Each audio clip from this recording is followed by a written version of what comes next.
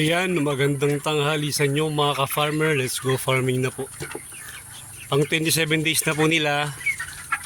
Kanina po nagtimbang ako, mayroong 1.6, 1.7. Kaya bukas po, pwede na tayong magbawas sa kanila.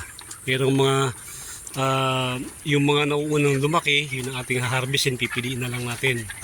Para makabawas din, para medyo lumuwag-log yung space nila. Ayan na po. Tinanggal ko na yung mga takip sa gilid, sa ilalim po ng kulungan para pumasok yung hangin na galing sa ilalim. Yung lamig naman sa gabi, siguro gagawa na natin na paraan. Ibabalik na lang natin yung ibang trapal. Pero ito pong ilaw na ito, ay hindi na po yung kailangan. Yung puting ilaw na lang po kailangan natin.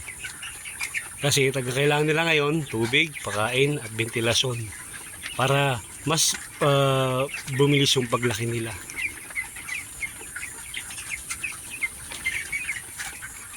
Halos mapuno na nila yung 3/4 ng ating kulungan.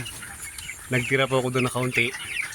Just in case, merong mapilay, merong maliliit na maiwan. Yung maliliit na maiwan, ibubukod natin doon. Pero pansamantala, hindi ganito muna po ang setup nila. Pero bukas magbabawas tayo. Depende po sa kung marami yung maibabawas, tignan natin kung ano magiging sitwasyon. Ayan.